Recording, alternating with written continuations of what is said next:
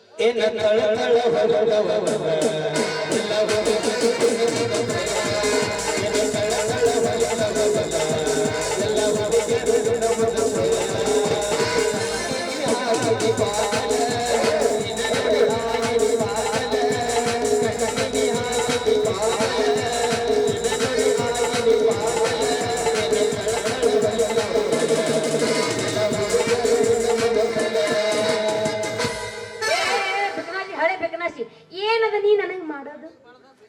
Love love ಹುಡುಗಿ ನನ್ನ ಮಾಡ್ತೀನೋ ಏನ ಪಡ್ಯಾನ ಮಾಡ್ತೀನೋ ಪಟ ಪಟ ಹೇಳು.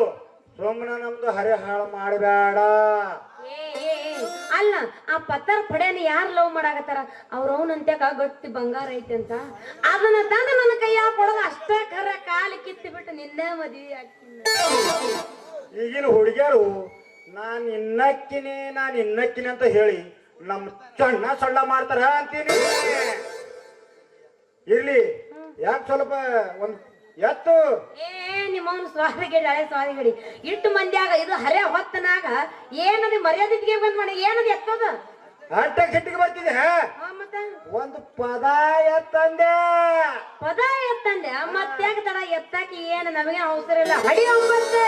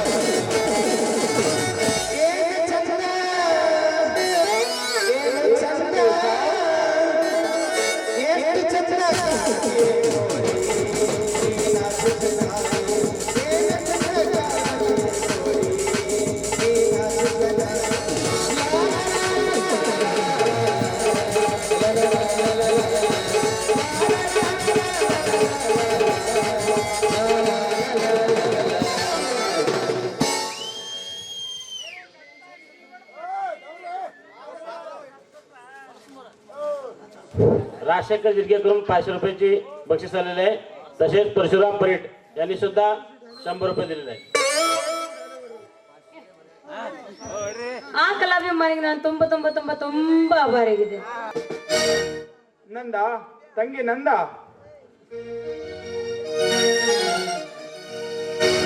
ಯಾರು ನೀವಾ? ಅವರು ಮನೇಲಿಲ್ಲ, ಹೊರಗಡೆ ಹೋಗಿದ್ದಾರೆ. ಆಮೇಲೆ ಬನ್ನಿ. ಅವರನ್ನ ನೋಡಲಕ್ಕೆ ಬಂದಿಲ್ಲ ತಂಗಿ. 25 ವರ್ಷಗಳ ಹಿಂದೆ ಆಗಲಿದ್ದ ಹೋದ ನಿನ್ನ ಒಡೆ ಹುಟ್ಟಿದ ಅಣ್ಣಮ್ಮ ಈ ನರೇಂದ್ರ.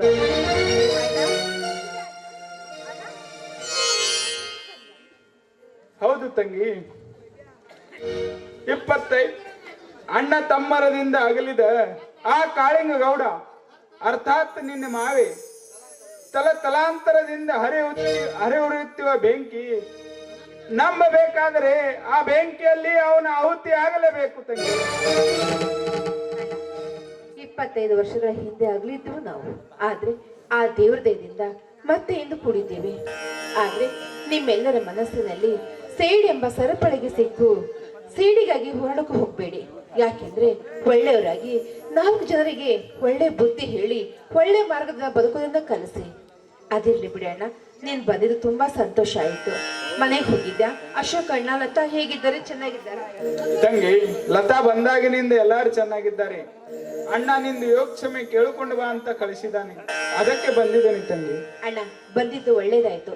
ಕೂತ್ಕೋ, ತಿನ್ನೋದಕ್ಕೆ ಏನಾದ್ರು ತರ್ತೀನಿ ನಾನು. ಏನ್ ಬೇಡಮ್ಮ ತಂಗಿ, ನಾನು ಹೊಲ್ ಕಡೆ ಹೋಗ್ಬೇಕು. ಕುಡಿಯಕ್ಕೆ ಸ್ವಲ್ಪ ನೀರು ಕೊಟ್ಟರೆ ಸಾಕಮ್ಮ.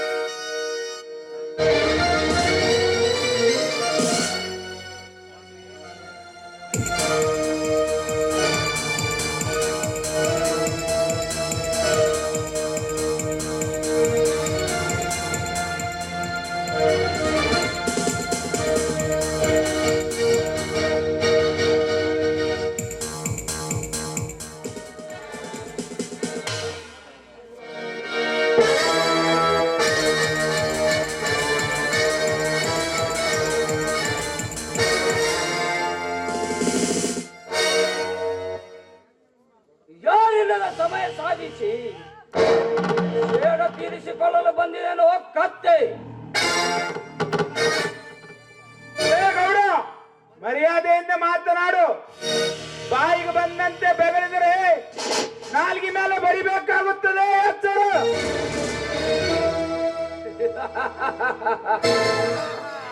ನನಗೆ ಎತ್ತರ ಹೇಳುವ ಲುಚ್ಚ ನನ್ನ ಮಗನೇ. ನನ್ನ ಶ್ರೀಮಂತಿಕೆಯನ್ನು ದಿನವಿಡಲು ಸುಟ್ಟು ಹಾಕಿದರು. ಹಿಂದೆ ಸರಿಯಲಾರದು ನನ್ನ ಶ್ರೀಮಂತಿಕೆ.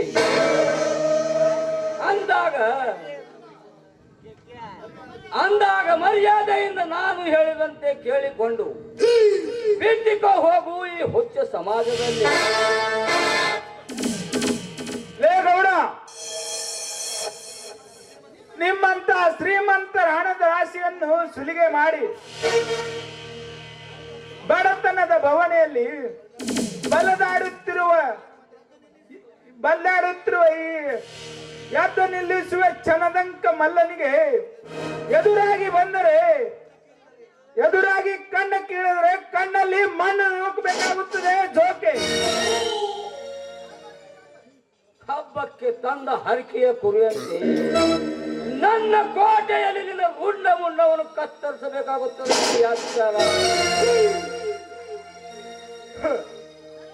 ಬೇರೆ ಮೇರೆಯಲ್ಲಿ ಕುಳಿತರು ನಿನ್ನಂತ ಧನಿಕ ದಬ್ಬಾಳಿಕೆ ಎಬ್ಬಿಸಿದ್ರೆ ನಾನು ಅದಕ್ಕೆ ಕೆಡವಾಲದ ಕಡಿವಾಣ ಹಾಕಿ ಕಾಲ ಭೂಗರ್ಭವನ್ನು ಸೀಳಿ ಪಾತಾಳ ಅಧಿಪತಿಯಲ್ಲಿ ನಿನ್ನನ್ನು ಒತ್ತುವೆ. ದುಷ್ಟರ ದಮನಕ್ಕಾಗಿ ಶ್ರೀಹರಿ ಯುಗದಲ್ಲಿ ಒಮ್ಮೆ ಅವತರಿಸಿ ಬಂದಂತೆ ಈ ಕಲಿಯುಗದಲ್ಲಿ ಇಂದ್ರನ ಗದ್ದ ನರೇಂದ್ರ ಬಂದಿದ್ದಾನೆ. ಕಾಲಾನುಸಾರವಾಗಿ ಕೂಡಿ ಬಂದಾಗ ನಿನ್ನ ರುಂಡವನ್ನು ಕಳೆದು ನಮ್ಮ ಊರು ದ್ವಾರ ಬಾಗಿಲಿಗೆ ನೆತ್ತಲು ಮಾಡದಿದ್ದರೆ ಇಂದ್ರನ ಗೆದ್ದ ನರೇಂದ್ರನೇ ಅಲ್ಲ.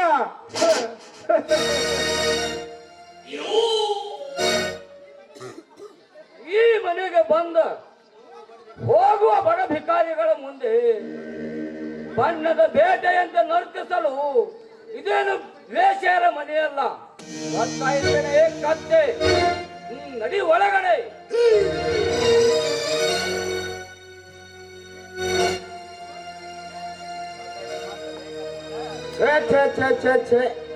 ನಾನು ಹಿಂದೆ ನಿಂತು ಎಲ್ಲ ಕೇಳಿಸ್ಕೊಂಡೆ. ನನಗೆ ಬರೋ ಶಿಸ್ತಿನಾಗ ನಿಮ್ಮ ಕೈಯಾಗೇನು ಪಿಸ್ತೂಲ್ ನನ್ನ ಕೈಯಾಗಿದ್ರ ಒಂದು ಹೊಡ್ತಾಕ ಹೋಳಿಗೆ ಊಟ ಉಣಿಸ್ತಿದ್ದೆ ಆ ಮಗಂದ. ಶಟ್ಟರೆ ಕಟುಕನ ಕೈಯಲ್ಲಿ ಕುರಿ ಚೀರಿದಂತೆ ಸಾವು ಸಮೀಪಿಸಿದವರು ಹಾಗೆ ಚೀರುವುದು. ಹೋಗಲಿ, ನಮ್ಮ ಮುಂದಿನ ಕಾರ್ಯ. ನಾವು ಹೇಳಿದ ಪ್ರಕಾರ ಗೌಡ್ರೆ ವರದಕ್ಷಿಣೆ ಬಂದೈತ್ರಿ, ಇನ್ನೂ 3 ತೊಲಿ ಬಂಗಾರ ಬರ್ಬೇಕ್ರಿ ಅಂತಂದ್ರಿ ಗೌಡ್ರೆ.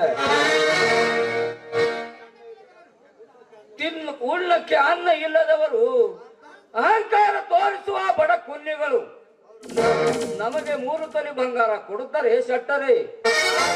ಅಂದೇನ್ರಿ ಗೌಡ್ರ, 3 ತೊಲಿ ಬಂಗಾರಲ್ಲೇ ಕುಡು ಒಂದೇ ನೀವು. ಇಲ್ಲಾದ್ರೆ ಅವ್ರು ಮಾವು ಕೊಟ್ಟಾನನ್ರಿ ವಾಡಿ ರೋಡಿ 7 ಎಕರೆ ಹೊಲ, ಅದ್ರಾಗ 2 ಎಕರೆ ಹೊಲ ರೀ ಕುಡುವ ಅಂದೇನ್ರಿ ಗೌಡ್ರ.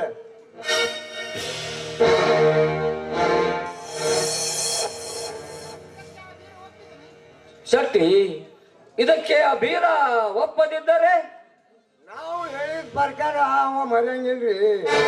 ಯಾಕಂದ್ರ ಆ ನರೇಂದ್ರ ಅಶೋಕನ ಮಾತು ಕೇಳಿ ಅವ ಕೊಡೋದಿಲ್ರಿ.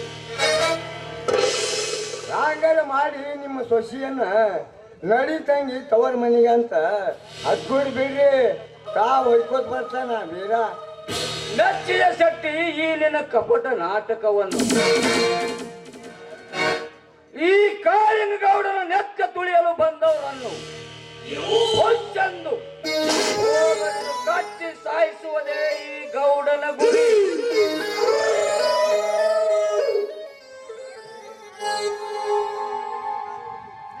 ನಡಿ, ಮುಂದೇನು ಕಾದಿದೆ ನೋಡೋಣ. ಆಯ್ತ್ರಿ ಗೌಡ್ರೆ, ನಡ್ರಿ ಹೋಗೋಣ.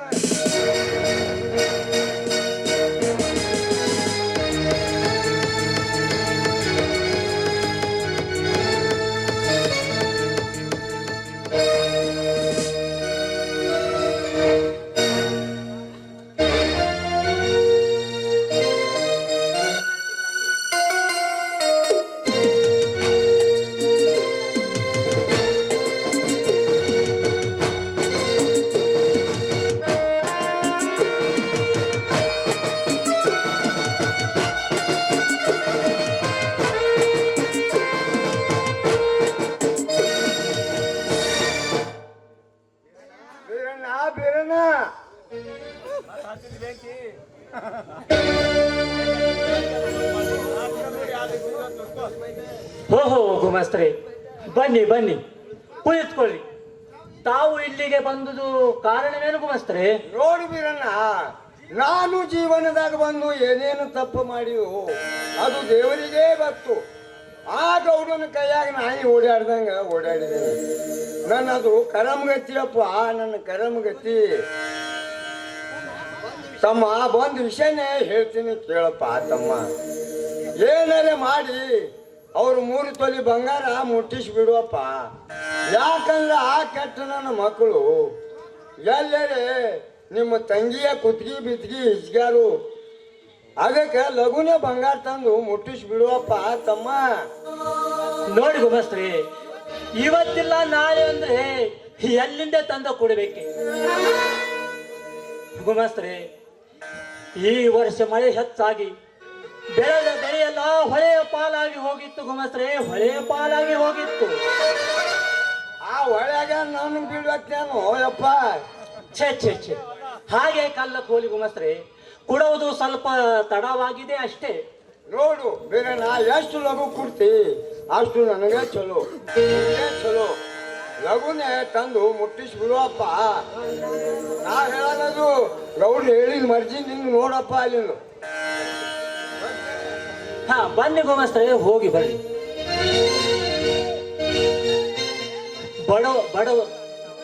ಬಡವರೆಂದರೆ ಬಡವ ತಿನ್ನುವ ಭಂಡ ಶ್ರೀಮಂತ ಸಮಾಜದಲ್ಲಿ ಬಡವ ಬದುಕೋದು ಬಹಳ ಕಷ್ಟವಾಗಿದೆ. ಬಡವನ ಹಿಂದೆ ವರದಕ್ಷಿಣೆ ಭೂತ ಬೆನ್ನತ್ತಿ ಕಾಡುತ್ತದೆ. ಈ ಪ್ರಪಂಚದಲ್ಲಿ ಓಹೋ ಹೊಲದಿಂದ ಈಗ ಬಂದೇನ ಸೋದರ? ಹೌದಣ್ಣ, ಹಿಂದೇಕೋ ನಿನ್ ಮುಖ ಸಬ್ಗಾಗಿದೆಯಲ್ಲಣ್ಣ.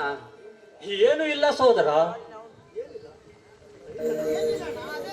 ಇಲ್ಲಣ್ಣ, ಅದೇನೋ ಮನ್ಸಿಗೆ ಹಚ್ಕೊಂಡು ಒಬ್ಬನೇ ಕೊರಗುತ್ತೀಯಲ್ಲ.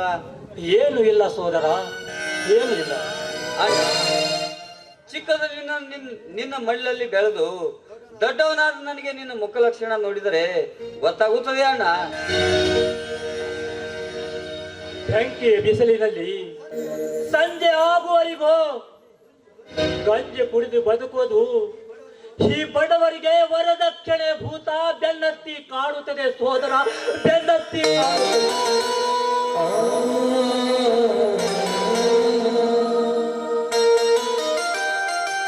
ಅಣ್ಣ, ಆ ಭೂತವನ್ನು ಒದ್ದು ಓಡಿಸುವ ಶಕ್ತಿ ಈ ನಿನ್ನ ತಮ್ಮನಿಗೆ ಇದೆ. ನಾನೇ ಕುಬೇರದ ಕುದುರೆಯ ಹತ್ತಿ ಮೆರೆಯುವಂತ ಬಂಡ ಶ್ರೀಮಂತರ ಸೊಕ್ಕ ಓಡಿಸರಿಗೂ ವರದಕ್ಷಿಣೆ ಎಂಬ ಭೂತ ಈ ಕಲಿಯುಗದಲ್ಲಿ ಅಡಗೋದಿಲ್ಲ ಅಣ್ಣ, ಅಡಗೋದಿಲ್ಲ. ನೋಡು ತಮ್ಮ, ಬಡವನ ಸಿಟ್ಟು ದವಳಕ್ಕೆ ಮೂಲ ಎಂಬಂತೆ ಸಿಟ್ಟಿನ ಭಾರದಲ್ಲಿ ದುಡುಕಿದರೆ ಮುಂದೆ ನಮಗೆ ತೊಂದರೆ ಆಗಬಹುದು.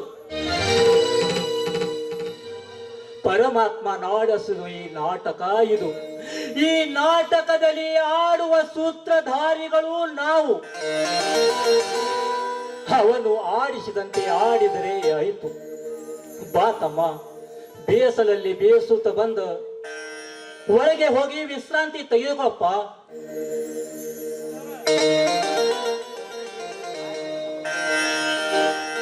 ನೋಡಿ, ಮಾವನವ್ರು ಹೇಗೆ ಹೇಳ್ತಾರೆ ಹಾಗೆ ಕೇಳಿ.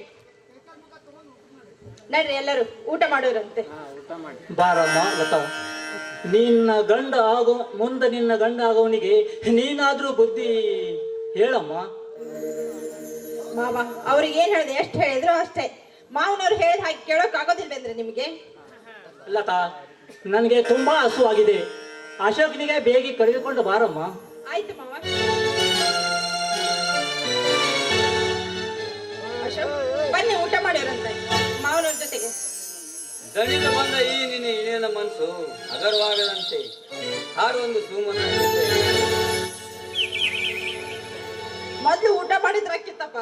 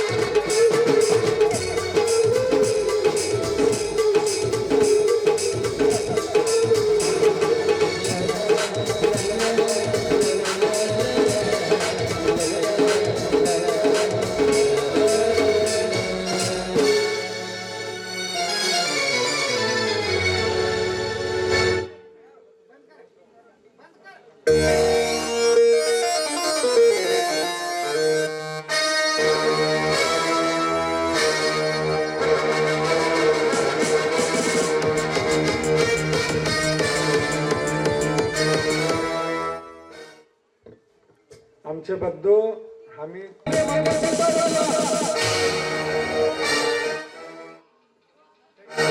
ಶೆಟ್ಟಿ, ನಾನು ಹೇಳಿದ ವಿಷಯ ಏನಾಯ್ತು? ಬೆಂಕಿ ಹಚ್ಚಿರಿ ನಿಮ್ಮ ಕೆಲ್ಸಕ್ಕ. ಅವನವ್ರ ಮನೆಗೆ ನಾ ಹೋಗಾವಿಲ್ಲ ನೋಡ್ರಿ.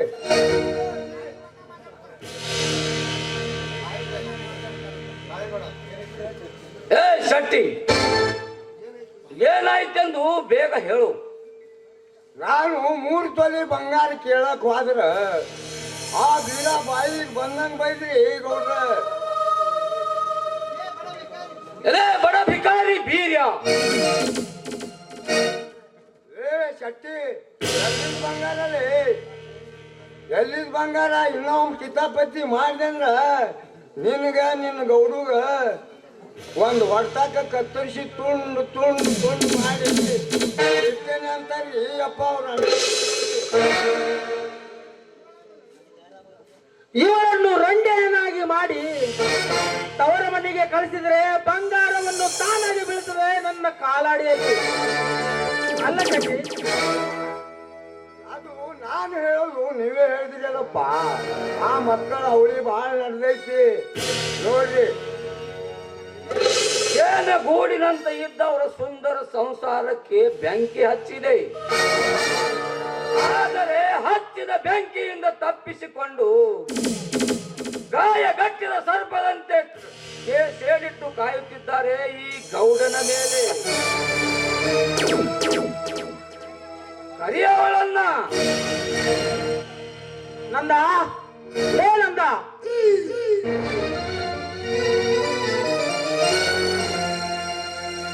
ಹೋಗಿದ್ರಾ? ಹೇಳಿ ಸ್ವಾಮಿ. ಎಲ್ಲ ಹೊಯ್ಕೊಂಡಿವಿ. ನಮಗೆ ಕೊಡಬೇಕಾಗದ 3 ತೊಲಿ ಬಂಗಾರವನ್ನು ಕೇಳಿದರೆ ಅದಕ್ಕನ್ನು ಸಾಧಿಸುತ್ತಾರೆ ತ್ರಿಮೂರ್ತಿ ಸ್ವರೂಪನಾದ ನಿನ್ನ ಅಣ್ಣಂದಿರು. ಸ್ವಾಮಿ, ಅದಕ್ಕೆ ನಾನೇನ್ ಮಾಡ್ಬೇಕು? ನಾನು ಕಟ್ಟಿದ ತಾಳಿಯನ್ನು ಬಿಚ್ಚಿ ನೀ ತವರ ಮನೆಗೆ ಹೋಗಿ 3 ತೊಲಿ ಬಂಗಾರವನ್ನು ತೆಗೆದುಕೊಂಡು ಬಾ. ಅಯ್ಯೋ ದೇವಿ, ಇದೇನ್ರಿ? ಯಾಕಿಂತ ರೀತಿ ಮಾತಾಡ್ತಾ ಇದ್ದೀರಾ? ತಾಯಿ, ಇದೆಂತ ಭಕ್ತಿ ಪರಿಷ್ಠ ದೊಡ್ಡದಮ್ಮ ನನ್ನ ಬಾಳಿದೆ. ರೇಣುಕಾ ಮಾತೆ, ನೀನನ್ನ ಕಾಪಾಡ್ಬೇಕಮ್ಮ, ನೀವೇ ಕಾಪಾಡ್ಬೇಕು ರೇಣುಕಾ. ರೇಣುಕಾ ಮಾತೆ, ಪತಿಯ ಪರಮೇಶ್ವರನೆಂದು ಪೂಜಿಸುವ ರೇಣುಕಾ ಮಾತೆ, ಪತಿಯ ಆಜ್ಞೆಯನ್ನು ಮೀರಿದ ರೇಣುಕಾ ಮಾತೆಯ ಕತೆ ಕೇಳಲಿಲ್ಲವೇ? ಮತ್ತೆ ಪಡೆಯಲು ನಿನ್ನ ಹೊಟ್ಟೆಯಲ್ಲಿ ಏನು ಪರಶುರಾಮ ಹುಟ್ಟಲಿಲ್ಲ? ಹುಟ್ಟಲು ಸಾಧ್ಯವಿಲ್ಲ. ಅಕಸ್ಮಾತ್ ಹುಟ್ಟಿದರೆ ಈ ಭೂಮಿಯ ಮೇಲೆ ಪ್ರವೇಶಿಸಲು ಬಿಡುವುದಿಲ್ಲ. ಕೊಡು, ನಾನು ಕಟ್ಟಿದ ತಾಳಿಯನ್ನು ಬಿಚ್ಚಿಕೊಡು. ಬೇಡಿ ಸ್ವಾಮಿ, ನಿಮಗೆ ಕೈ ಮುಗಿದು ಬೇಡ್ಕೋತೀನಿ. ಹೆಣ್ಣಿನ ಜೀವನದಲ್ಲಿ ಮುತ್ತೈದೆ ಸ್ಥಾನ ಸಿಗೋದು ಅದು ಒಂದೇ ಒಂದು ಸಲ. ಅಂತದ್ರಲ್ಲಿ ನೀವೇ ನಿಮ್ ಕೈಯಾರೆ ಕಟ್ಟಿದ ಈ ಮಾಂಗಲ್ಯವನ್ನ ಬಿಚ್ಚಿಸಿಕೊಳ್ಳೋದಕ್ಕೆ ಹೋಗ್ಬೇಡಿ. ಹಣೆ ಮೇಲೆ ಕುಂಕುಮ ಇಲ್ಲದೆ, ಕೊರಳಲ್ಲಿ ತಾಳಿ ಇಲ್ಲದೆ, ಕೈಯಲ್ಲಿ ಹಸಿರು ಬಳೆಗಳಿಲ್ಲದೆ, ಕಾಲು ಬೆರಳಲ್ಲಿ ಕಾಲುಂಗ್ರ ಇಲ್ಲದೆ ನಾನು ಹೇಗೆ ಈ ಸಮಾಜನ ಜೀವಿಸ್ಲಿ ಸ್ವಾಮಿ? ಹೇಗೆ ಜೀವಿಸ್ಲಿ? ಇದನ್ನೆಲ್ಲ ತೆಗೆಯೋದು ಹೆಣ್ಣು ಗಂಡು ಸತ್ತ ಮೇಲೆ. ಅದರಂತೆ ನೀವಾಗಿ ಇದನ್ನೆಲ್ಲ ಕಿತ್ತುಕೊಂಡು ನಾನು ಗಂಡ ಸತ್ತ ರಂಡೆಯನ್ನಾಗಿ ಮಾಡಬೇಡಿ. ಗಂಡನ ಮೇಲೆ ಗೌರವ ತೀರುವ ಗರತಿಯ ಮಗಳೇ, ನಿನಗೆ ಬೇಕಂದ್ರೆ ನಾನು ಹೇಳಿದ ವಿಷಯವನ್ನು ಕೇಳು. ಹೇಳಿ ಸರ್, ಅದೇನಂತ? ಸತಿಯಾದೊಳಗೆ ಪತಿಯ ಆಜ್ಞೆ ಶ್ರೇಷ್ಠ ಅಂತ ಹೇಳ್ತಾರೆ. ಅದರಂತೆ ನೀವು ಹೇಳಿದ ಕೆಲಸವನ್ನ ನನ್ನ ತಲೆ ಮೇಲೆ ಹೊತ್ತು ನಾನು ಮಾಡ್ತೀನಿ. ನೋಡು ನಂದ, ಈ ಎಷ್ಟು ಕಾಲಿಗೆ ಬಿದ್ದು ಕಂಬನಿ ಕರೆದರೂ ಈ ನನ್ನ ನಿರ್ಧಾರವನ್ನು ಬದಲಾಗುವುದು ಸಾಧ್ಯವಿಲ್ಲ. ಸುಮ್ಮನೆ ಹಠ ಮಾಡಬೇಡ, ಬಿಚ್ಚಿಕೊಡು ನಾನು ಕಟ್ಟಿದ ತಾಳಿಯನ್ನು. ಇಲ್ಲದಿದ್ದರೆ ಸೀಮೆ ಎಣ್ಣೆ ಸುರಿದು ಜೀವಂತ ಸುಟ್ಟಾಗಬೇಕಾಗುತ್ತದೆ. ಎಚ್ಚರ. ಇಲ್ಲ ಸ್ವಾಮಿ, ಇಲ್ಲ. ನೀವು ನನ್ನನ್ನು ಸುಟ್ಟು ಹಾಕಿದ್ರೂ ಪರವಾಗಿಲ್ಲ. ಆದ್ರೆ ನಾನ್ ಮಾತ್ರ ಈ ಕೊರಳಲ್ಲಿರೋ ತಾಳಿಯನ್ನು ಬಿಚ್ಚಿ ಖಂಡಿತ ಕೊಡೋದಿಲ್ಲ. ಮುತ್ತೈದೆ ಸಂಕೇತವಾದ ಈ ತಾಳಿಯನ್ನ ದಯವಿಟ್ಟು ನಾನು ಕೊಡೋದಿಲ್ಲ. ನನ್ನ ಮಾತು ಕೇಳಿದ್ರೆ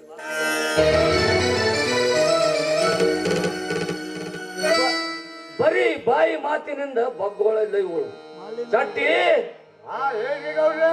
ತೆಗೆದುಕೊಂಡು ಬಾ ಸೀಮೆ ಎಣ್ಣೆಯನ್ನು. ಹಾ ಆಯ್ತಪ್ಪ.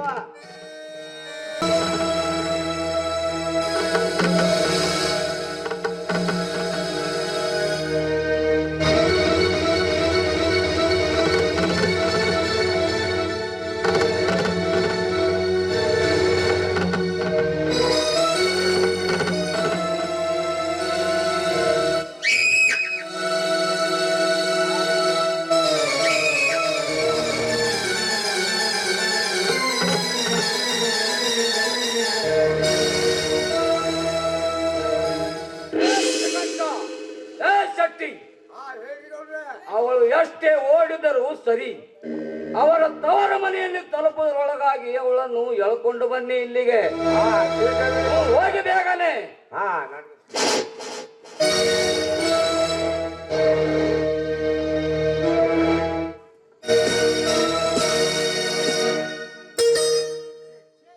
ಛೇ, ಈ ವಿಷಯ ಅವರ ಅಣ್ಣ ತಮ್ಮಂದಿರಿಗೆ ಗೊತ್ತಾದರೆ ಹಸಿದ ಹೆಬ್ಬುಲಿಯಂತೆ ಹಾರಿ ಬಂದು ನಮ್ಮನ್ನು ತಿನ್ನೋದರಲ್ಲಿ ಸಂಶಯವಿಲ್ಲ.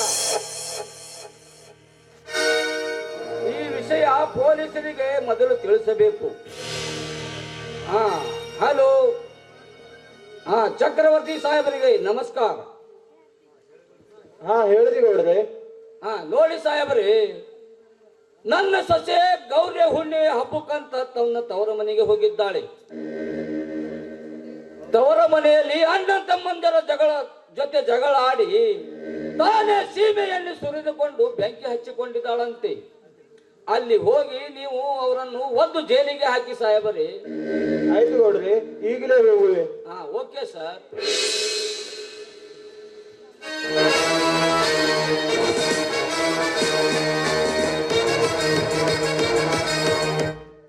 ಆಕಿ ಸಿಗಲಾರ ಬಟ್ಟೆ ಹಾಕಿ ನಾವು ಗಾಬರಿಯಾಗಿ ಓಡಿ ಬರಾಡ್ದಾಗ ನೀವು ಹಾರಾಡಿ ಹಾರಾಡಿ ಹಾರಾಡಿ ಹಾರಾಡಿ ನಗ ಕತ್ತಿರಲ್ಲಪ್ಪ. ಏ ಶೆಟ್ಟಿ, ಇದೀಗ ಪೊಲೀಸರಿಗೆ ಫೋನ್ ಮಾಡಿ ಇದ್ದ ವಿಷಯ ತಿಳಿಸಿದ್ದೇನೆ. ತವರ ಮನೆಯಲ್ಲಿ ಅಣ್ಣ ತಮ್ಮಂದಿರ ಜೊತೆ ಜಗಳವಾಡಿ ತನ್ನ ಬೆಂಕಿ ಹಚ್ಚಿಕೊಂಡಿದ್ದಾಳೆ ಅಂತ ಕಂಪ್ಲೇಂಟ್ ಕೊಟ್ಟಿದ್ದೇನೆ. ಅವರು ಕಣ್ಣು ಕೆಳಕಿದರೆ ಈ ಪುಂಡನ ಮುಂದೆ ಅವರ ಬಂಡತನವನ್ನು ನಡೆಯೋದಿಲ್ಲ. ಈಗಲೇ ಸಮಾಧಾನ ತೆಗೆದುಕೊಳ್ಳಿ. ಅಲ್ಲಿ ಸಮಾಧಾನ ರೀ ಅಪ್ಪ.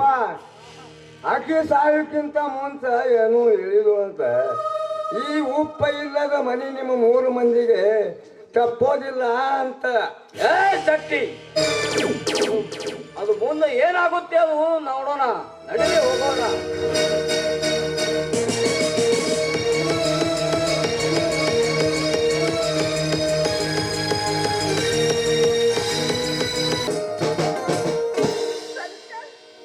ಅಪ್ಪ, ಅಣ್ಣ, ನೀರು ಕೊಡಣ್ಣ. ಅಣ್ಣ,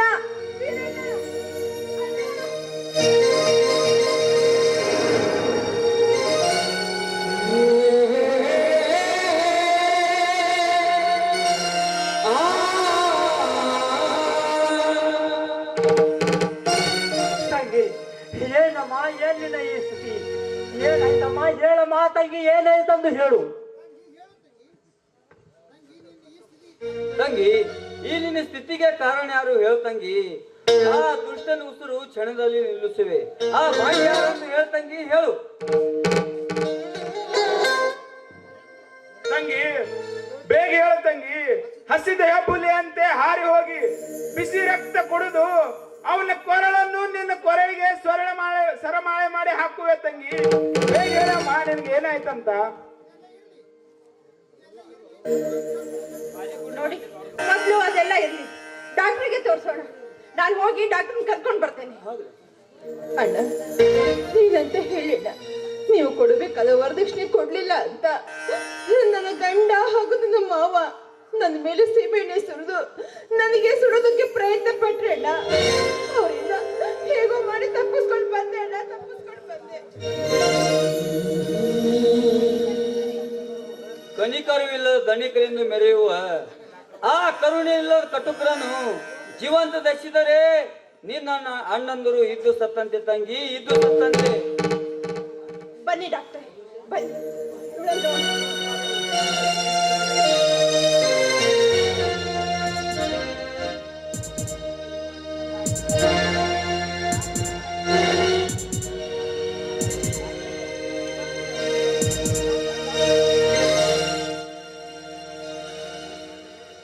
ಅವ್ರೆ, ಇವ್ರಿಗೆ ಮೊದಲು ಹಂಗೆ ಮಾಡ್ಬೇಕಂದ್ರೆ ಇನ್ನ 3 ತಿಂಗಳ ಕಾಲಾವಕಾಶ ಬೇಕು. ಯಾಕಂದ್ರೆ ನನ್ನ ಸ್ನೇಹಿತ ಒಬ್ಬ ಜರ್ಮನಿಯಲ್ಲಿ ಡಾಕ್ಟರ್ ಆಗಿದ್ದಾನೆ. ಅಲ್ಲಿಗೆ ಇವಳು ಕರೆದುಕೊಂಡು ಹೋಗಿ ಉತ್ತಮ ಚಿಕಿತ್ಸೆಂದು ಕೊಡಿಸು. ಮತ್ತೆ ಮೊದಲು ಹಂಗೆ ಮಾಡೋಕ್ಕೆ ಈ ಮಾತಿಗೆ ನೀವು ಒಪ್ಪಿಗೆ ಇದ್ದೆ? ಡಾಕ್ಟ್ರೆ, ಎಷ್ಟೇ ಖರ್ಚಾಗಿ ಇವರು ಮೊದಲಂತ ಆದ್ರೆ ಸಾಕು. ನನ್ನ ಪ್ರಾಣ ಹೋದ್ರೂ ಚಿಂತೆ ಇಲ್ಲ ಸರ್. ನನ್ನ ತಂಗಿಗಾಗಿ ಇಡೀ ಆಸ್ತಿಯನ್ನು ಮಾರುವೆ. ನನ್ನ ತಂಗಿ ಗುಣವಾದ್ರೆ ಸಾಕು.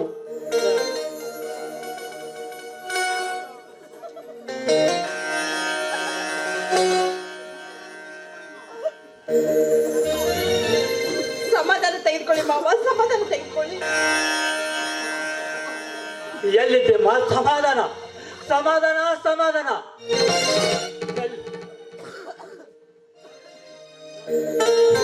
ಸಮಾಧಾನ. ವರದಕ್ಷಿಣೆ ಕಣ್ಣೀರಿನ ಕತೆ ಈ ಸಮಾಜಕ್ಕೆ ತೋರಿಸಬೇಕಮ್ಮ. ಈ ಸಮಾಜಕ್ಕೆ ತೋರಿಸಬೇಕು.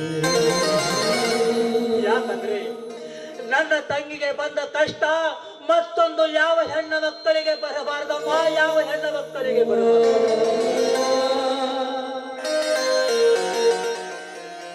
ಲೇ ವಿಷಕಂಠ, ಸತ್ಯ ಸುಶೀಲೆಯಾದ ನಮ್ಮ ತಂಗಿಯನ್ನು ಸುಡಲು ಪ್ರಯತ್ನಿಸಿದ ನಿನಗೆ ಸಾವು ತಪ್ಪೋದಿಲ್ಲ. ಕಾಳಿಂಗ ಸರ್ಪದೊಂದಿಗೆ ಕಾದಾಡಿ ತಪ್ಪಿಸ್ಕೊಳ್ಳೋದು. ಆದ್ರೆ ನಾಗರಾಯನಂತೆ ಈ ಅಶೋಕನ ಕೈಯಿಂದ ತಪ್ಪಿಸಕ್ಕೆ ಸಾಧ್ಯವಿಲ್ಲೇ ವಿಷಕಂಠ.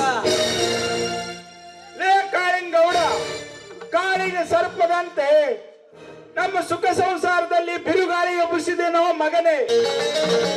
ನೀನು ನಿನ್ನ ತಾಯಿಯ ಗರ್ಭದಲ್ಲಿ ಅಡಗಿ ಕುಳಿತರು ಸರಿ, ನಿನ್ನನ್ನು ಛಿದ್ರವಾಗಿ ಕತ್ತರಿಸಿ ನಾಯಿ ನರಿಗಳಿಗೆ ಹಾಕದಿದ್ದರೆ ನನ್ನ ಹೆಸರು ನರೇಂದ್ರನೇ ಅಲ್ಲ.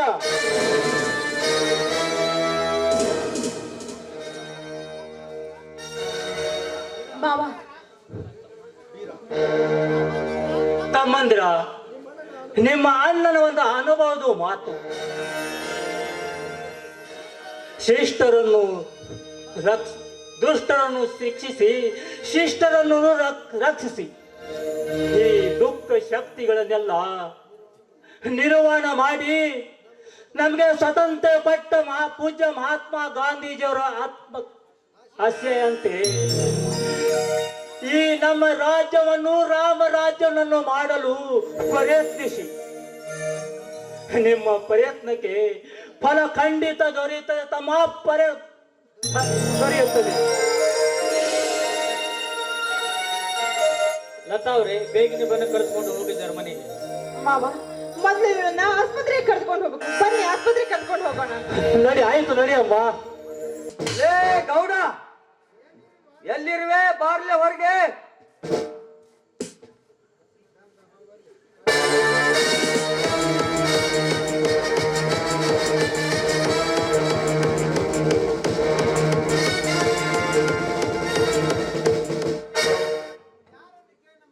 ಯಾರನ್ನು ಕೇಳಿ ನನ್ನ ಅರಮನೆಯಲ್ಲಿ ಕಾಲಿಟ್ಟೋ ಬಡ ಭಿಕಾರಿ? ಬಡವ ಶ್ರೀಮಂತಿಕೆ ಎದೆ ಉಬ್ಬಿಸಿ ಮೆರೆದು ನಿನ್ನ ಎದೆ ಗುಂಡಿಗೆ ಬಿಸಿ ರಕ್ತ ಕುಡಿದು ನನ್ನ ದಾವಣಿ ಇಗಿಸ್ಕೊಳ್ಳಲು ಯಾರನ್ನ ಕೇಳ್ಬೇಕಲೇ? ಮನುಷ್ಯದ ಮರಕಾಟ. ಬಾಯಿಗೆ ಬಂದಂತೆ ಮಾತನಾಡಬರಲೇ ಬಡವಿಕಾರಿ ನನ್ನ ಮಗನೇ.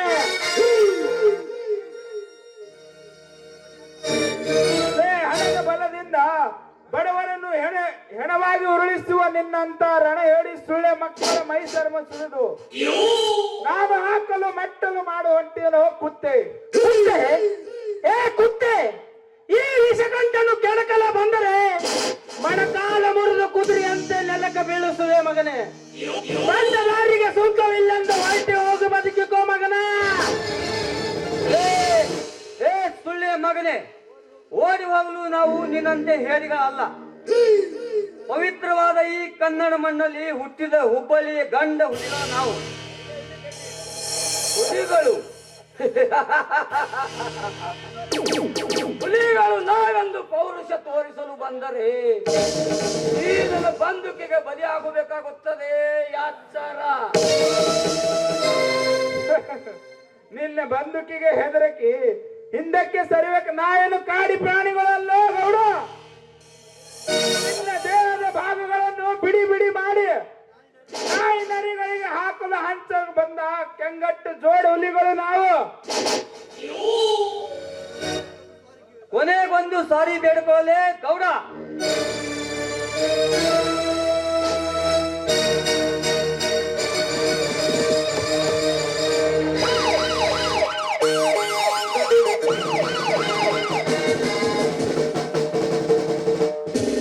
ನಿಲ್ಲಿಸಿ ನಿಮ್ಮ ಉದ್ದಟವನ್ನು. PC yes sir. ಯಾಕೊಂಡು ನಡಲಿ ಇವರನ್ನು.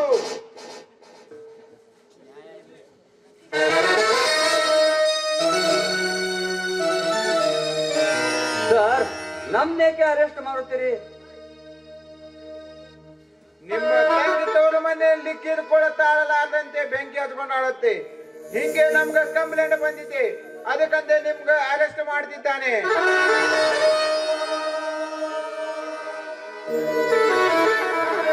ಇದರಲ್ಲಿ ನಮ್ದೇನ್ ತಪ್ಪಿಲ್ಲ ಸರ್. ಸರ್, ವರದಕ್ಷಿಣೆ ಕಿರುಕುಳ ನೀಡಿದಿಲ್ದೆ ಅವಳಿಗೆ ಬೆಂಕಿ ಹಚ್ಚಿ ಸುಡಲು ಪ್ರಯತ್ನಿಸಿದ್ದಾರೆ ಈ ಚಾಂಡಾಲರು. ಇಂಥವರಿಗೆ ಕಠಿಣ ಶಿಕ್ಷೆ ವಿಧಿಸಬೇಕು ಸರ್. ಅಂದಾಗಲೇ ಈ ನಮ್ಮ ಸಮಾಜ ಸುಧಾರಿಸ್ತಿದೆ ಸರ್. ನಿಮ್ಮ ಕಣ್ಣಿನ ಕಥೆಯ ಕೇಳುಕ ನವ್ಯಾನು ಕಿವಿಯಲ್ಲಿ ಹೂವ ಇಟ್ಕೊಂಡಿಲ್ಲ. ಹೇಳ್ಕೊಂಡು ನಡೆದಿ ಇವರನ್ನು ಸ್ಟೇಷನ್ಗೆ.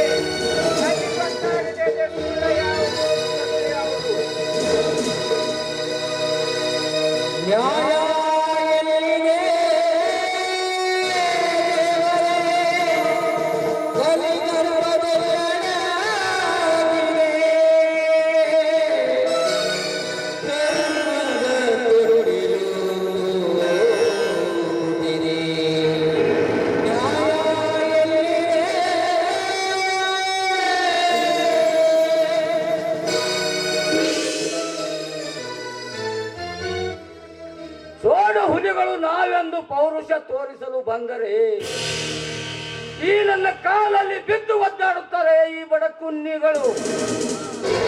ವಿಷಕಂಠ, ಮುಂದೇನು ಕಾದಿದೆ ನೋಡೋಣ, ನಡಿ ಹೋಗೋಣ ಮನೆಗೆ.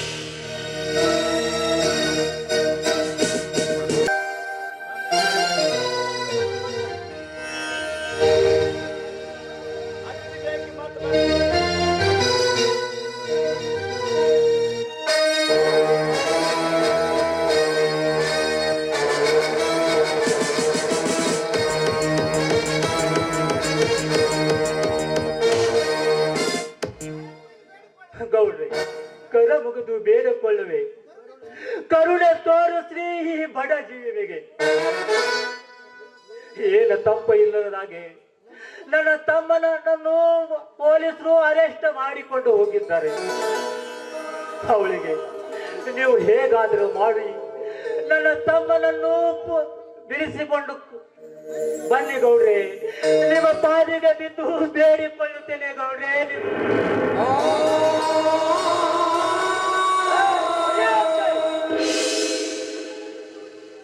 ದಗದಗಿಸಿ ಉರಿಯುತ್ತಿದೆ ನನ್ನ ಹೃದಯದಲ್ಲಿ ಅಗ್ನಿಯ ಜ್ವಾಲೆ.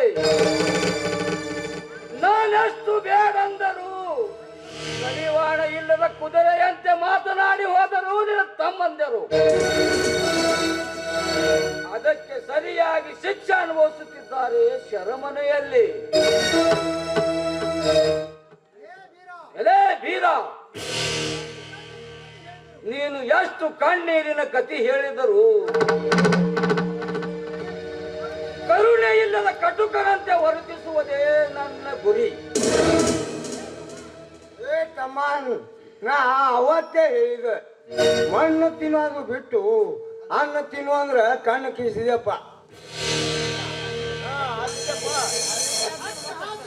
ಅಟ್ಟಹಾಸದಿಂದ ದಿಗ್ಗಟ್ಟ ನಗುವುದನ್ನು ಕಂಡು ಅಚ್ಚರಿ ಆಗಬೇಕಲ್ಲವೇ? ಬೆಳೆದಿರುವುದೆಲ್ಲ ಹಾಲಲ್ಲ, ಒಳ್ಳೆಯ ಮಾತನಾಡುವುದೆಲ್ಲ ಆದರ್ಶ ವ್ಯಕ್ತಿಗಳಲ್ಲ. ಹುಲಿ ನಾವೆಂದು ಕಾಲಗೆದಿರಿ ನಮ್ಮ ಮೈ ಮೇಲೆ ಬಂದರೆ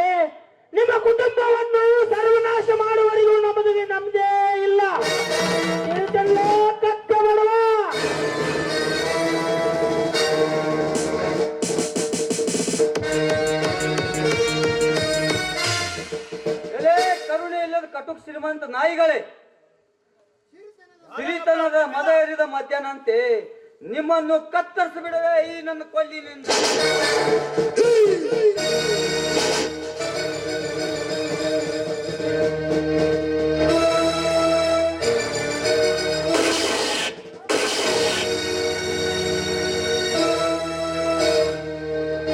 ಅಣ್ಣ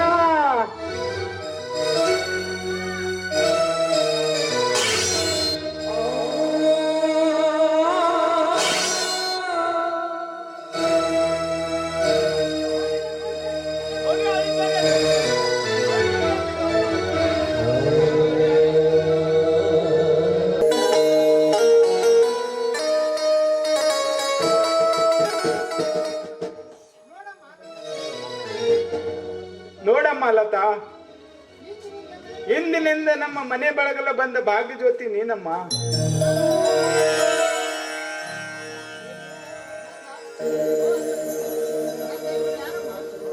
ನಂದ, ಇವ್ರು ಯಾರಮ್ಮ?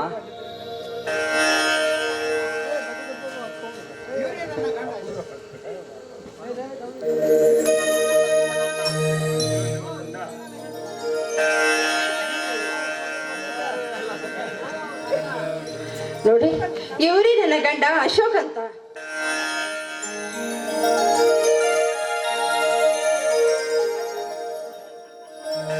ನೋಡಮ್ಮ ಲತಾ, ಹಿರಿಯನಾದ ನನ್ನ ಅಣ್ಣನ ಒಂದು ಕೊನೆ ಆಸೆ ಇತ್ತು. ಅಶೋಕ್ ಮತ್ತು ಲತಾ ಅವರ ಮದುವೆ ಮಾಡಿದ್ರೆ ನನ್ನ ಅಣ್ಣನ ಆಸೆ ಪೂರೈಸುತ್ತೆ. ನಾನು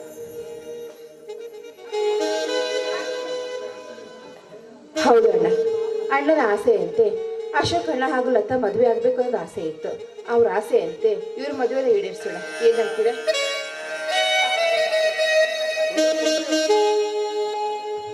ನಂದ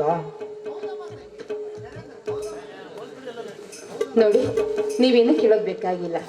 ಮನುಷ್ಯರಾದ್ಮೇಲೆ ತಪ್ಪು ಮಾಡೋದು ಸಹಜ.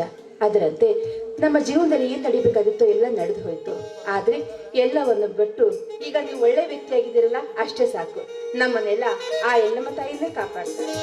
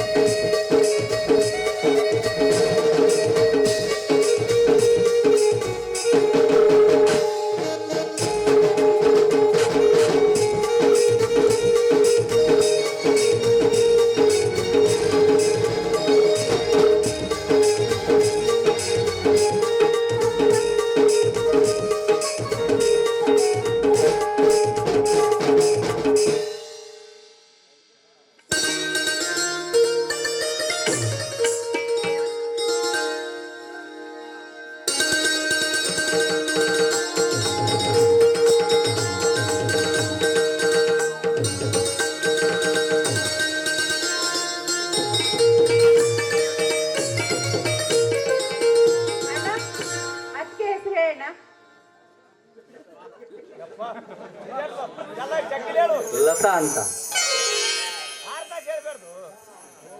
ಅದಕ್ಕೆ ಬನ್ನಿ, ಅಣ್ಣನ ಹೆಸರು ಹೇಳಿ. 3 ಗುಂಡಿಗೆ ಉಳ್ಳ ಸಿಂಧೂರ ಲಕ್ಷ್ಮಣನಂತೆ ನನ್ನ ಕತ್ತಲೆಯ ಬಾಳನ್ನು ತೊಲಗಿಸಿ ಬೆಳಗಿನಡೆಗೆ ಒಯ್ದ ನನ್ನ ಪ್ರೀತಿಯ ಅಶೋಕ್. ನಮ್ಮೆಲ್ಲರನ್ನು ಒಂದುಗೂಡಿಸಿದ ಆ ರೇಣುಕಾ ಮಾತೆಯನ್ನೆಂದು ಮಂಗಳ ಹಾಡೋಣ.